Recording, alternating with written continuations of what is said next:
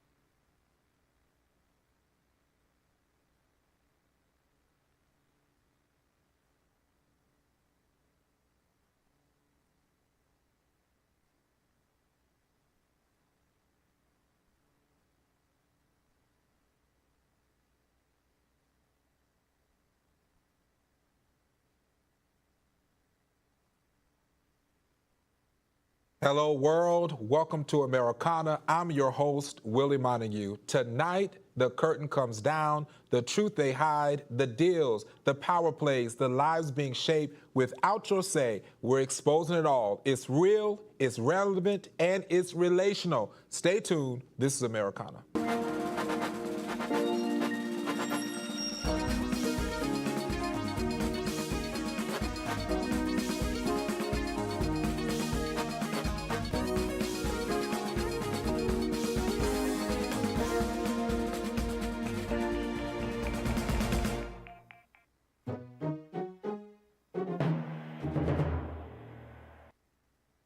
All right, you guys, coming up on today's episode, we have some hot topics for you. The 50-51 movement, grassroots resistance, or an organized chaos, defense bill, and then we're going to be talking about gerrymandering.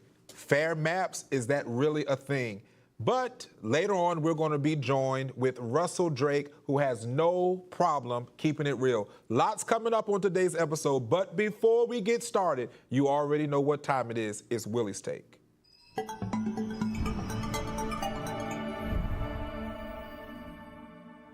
All right, sit back. This is the time for me to rant. Enough is absolutely enough. They've lied for years. They've stolen our voice. They silence the bold, they punish the brave. We will not bend, we will not bow. We speak, we fight, we reveal. No fluff, no excuses, and definitely no apologies. Americana isn't soft. If it isn't quiet, it's truth unleashed. If you're ready, listen. If not, wake up anyway. Today, I am joined with Mr. Russell Drake. He is indeed an outspoken community advocate, and we're getting ready to dive into the hot topic of 50-51. Welcome to Americana, Mr. Drake. Thank you again for having me. Thank you for the good work that you continue to do in our communities. Thank you. Thank you. We're going to get into this topic. For you guys that do not know what 50-51 is, it is a movement. It claims to represent grassroots opposition, but it is coordinated efforts and political backing suggests that it is a well-organized organization that basically is kicking up against this current administration. And so it seems like its whole battle is to really fight against the whole Project 2025. But I want to tie that in because it's about 50 protests, 50 states, one movement. That's where you get 50-51. So, Mr. Drake, tell me, what are your thoughts about this? Is this something that you agree with? From impeachment to policy change to a radical agenda, this seems to be what 50-51 is all about. What is your take about 50-51? I think 50-51 first is a nonviolent movement. They come in peace completely. They have a wonderful website where you can learn about everything they're working to do in the community. I think they're led by a good coalition of people who got an average age of probably 35 years young. So it's good to see young people who are opening up their mouths and exercising their First Amendment rights in this country. Protest is at the heart of the nation. Well, this is the think it's thing. one. What would be different from Project 2025? I mean, I believe Project 2025 in many ways is something, and I know people don't like this because they think that it's just a racist, initiative. But what would be different in it? It didn't incite any type of violence whatsoever. So why would 5051 movement and Project 2025 be like combating against each other if the whole goal is for us to have this normality in the United States? Why the difference? I think the difference with 5051 is that they're galvanizing, educating people. They're making them aware of their right. And to me, Project 2025 strips away a number of rights and policies. What are those? What is it stripping away? What has it stripped away? Because I haven't seen anything enacted in Project 2025 that stripped anything away. So what will it strip away? Well, we can look right now at the tax on diversity, equity, and inclusion, and stripping out the ability for businesses to register as minority and women business enterprises, which is germane to the county, the city, the state, and federal contracts for people who've been able to thrive for years and get opportunities that they weren't afforded if this wasn't in effect. Mind you, minority business and women enterprises has been in effect since arguably 1969, but didn't get brought to the city of Orlando until 1983, and then the county in 1988, and all of which has been gutted now. So there are a lot of opportunities that have been gutted because of Project 2025. Just the notions in there. So I'll say this with that. Do we really need to have some government oversight about us knowing what we can and cannot do as a person as minority? I don't feel like DEI per se, essentially made me any better or worse for that sake. So why is it that we need a whole organization? We can come back and wrap this up here soon, but why do we need? So I want you to keep that in the back of your head as we're getting ready to go, but I just want to have that thought. Why is it that we have gotten to a place where we feel like the whole blueprint of our nation is we need the government oversight to be able to protect minorities? If most of the people who were in elected officials at that time, they continued to basically downplay minorities. You look at the 1921 race riot and how they were out water hosing these businesses. But we're going to get into that, you guys. I want you to stay tuned. We're here with Mr. Russell Drake. We are getting ready to take a quick commercial break. Don't move anywhere. When we come back, we're going to wrap that up. I want to have that thought, but then we're going to get into the defense bill and the culture war and what's happening with that. So please stay tuned. This is Americana. We'll see you after commercial break.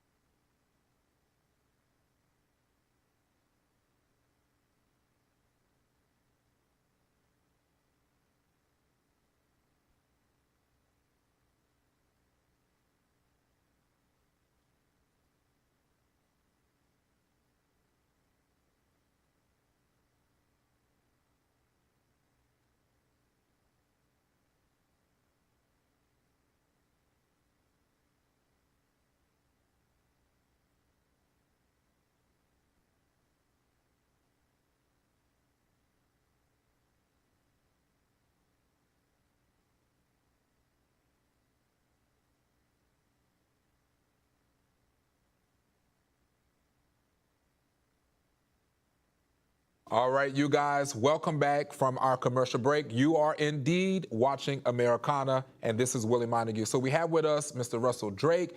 And before we went to commercial break, I just wanted to tie that together when we were talking about what's happening with the DEI situation. Before we go into this hot topic, talking about the Pentagon and the actually the lack of us being able to have people enlist in the military. So real fast, if you could, Mr. Drake, go back to that part about the whole DEI and why it seems like we need it, because I don't think that we need it to be able to know that we as people of color are able to get things done without having government oversight.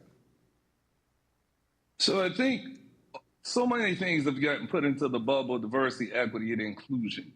See, the things with minority and women business enterprises, that was before a notion was even developed called diversity and inclusion, or diversity, equity, and inclusion. This was just put in 1969 by President Richard Nixon, actually. And it was something that we pushed forward with because it gave people opportunity. It didn't negate anybody. It just brought more people to the table who had been declined things because of their culture and backgrounds, unfortunately. So I don't think it's government oversight. It's just opening up and saying you get more opportunities to businesses who have been systematically blocked out in the past.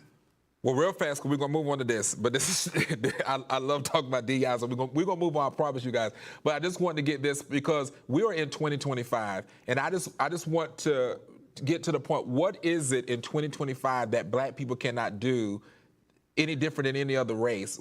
Again, I feel like when we start talking about DEI, we're asking the government, because in many ways we're targeting, because if it's not the government, we would not be targeting President Trump and saying he's trying to strip away things for black and minorities and such. But why can't we just do what we need to do as individuals? What happened to those times when we did not have government oversight in places like Tulsa, Oklahoma, when they went out and was able to sustain themselves from their banks to the sheriff department to police department? Why now in 2025 do black people feel like they're oppressed and the slave masters waiting outside the door to drag them down the corner? Yeah, and so as you know, in 1920, they were burned to the ground, right? By Democrats. Were burned to the ground by people who weren't black. They were burned to the ground in Tulsa, in Chicago, in Durham, North Carolina. There were so many other black Wall Streets around the nation. They were burned to the ground. I think these were put in place to give people the opportunity, again, where they knew there were unfortunate circumstances that happened, the bulk of it in the South, of course. And it was nothing broken. These are great businesses that were getting opportunities. If they didn't meet the qualifications, they wouldn't get put forward. But now what it's done is it just changes a whole thing that's been in the process for almost 60 years. And now 65 years of progress is blocked out. It's not a good thing. Okay, well, you have your point. I still stuck. We're gonna bring it back. We're gonna continue to talk about DEI, but I want to move to about this the Pentagon, and they should be laser focused. We do see a decline with people wanting to go into the military, but Democrats want tax dollar funding, gender surgeries, and woke training programs. Why is it that Democrats are so focused on experiments versus we need to be defending and protecting and being on the front line of the United States? But here we are. So should the military be about war fighting, readiness, or political correctness? And why is it we're so focused, as this what's going on with the radical left, so focused about paying taxpayer dollars for a man to chop off his penis? So I don't think anything was wrong with the military standards that were had under the previous Secretary of Defense. Now you brought in the Secretary of Defense, who's probably one of the lowest ranked persons to hold the position with a military background, who just came off literally hosting the show like you. There's no disrespect to you, but perhaps he'll be the next Secretary of Defense when this one quits. I think overall, though, what the Democrats are saying is that they don't want anything in there that's going to keep our U.S. military, specifically our National Guard, occupying Washington, D.C. or other cities. And I see it's gotten through Congress. They're going to have an uphill battle in the Senate. But Mr. Drake, what does that part have to do about them pushing, though, these surgeries? What does that have to do about making sure D.C. is not overran by, the National Guard? if our taxpayer dollars are helping to aid, what does these gender surgeries have to do with that? Like, why is it such a focus on, this equality in the military? You're there to protect and serve, not to worry about a cosmetic surgery. And so I'll agree. I don't think cosmetic surgery is the thing. The thing is, don't cut benefits of people because of their preference or how they identify. That people shouldn't be have their health benefits cut because they want to identify as transgender. I don't identify as that, but I'm like, if there are people and they're serving in the U.S. military, they should be treated the same. They should be afforded the same benefits. Now, if you're talking about cosmetic things, yeah, I'm not. I don't think it should be equal across the board. Well, that is cosmetic because you're either born man or woman. I know you may say people identify as transgender, but you're going to the military. Our taxpayer dollars should not, if you go into the military as woman, you're woman. If you go into the military as man, you're man. We should not halfway through the time of you serving our country decide that you're going to go and chop your penis off or go and magically sew one on. That is not the job of the government or our taxpayer dollars to have to foot a bill for these people who have some kind of mental illness and shouldn't be in the military in the beginning. That's what I'm saying. I mean, do you agree or you disagree? So if you, to me, benefits, and I don't, again, I'm not as familiar with those benefits of that sort, but to me, the benefits for the military should be specifically for one's health, whether it's their dental care, whether it's their physicals, whether there's some, operations they need to have to live or sustain and improve their qualities of life. And I think because they serve, it really should last till after they serve in the military, because most homeless people on the street, as we know, are former military veterans who've not gotten the benefits that they rightfully earned in serving this country boldly and bravely. But in regards to that, if you're saying people are doing cosmetic stuff, it will be like somebody, in the military deciding, Mr. Drake, a woman deciding that she wanted. Yep. We're going to have to take a quick, don't lose your thought. We're going to have to take a quick commercial break. When we come back, we're going to wrap this up. But we have with us Mr. Russell Drake. When we get back, we're going to talk about gerrymandering and who is crying wolf. Don't go anywhere. This is Americana.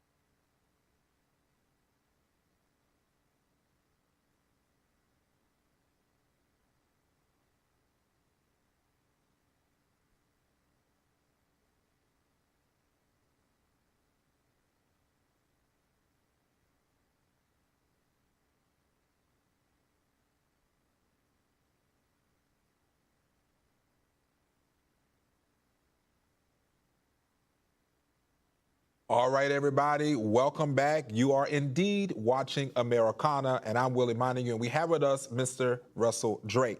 All right, every time Republicans draw maps, Democrats scream, gerrymander. I want to do that, but anyway, they not like us. But when blue states carve out Republican voices, it's called representation. So which is it? Is it fair or just fair when they win?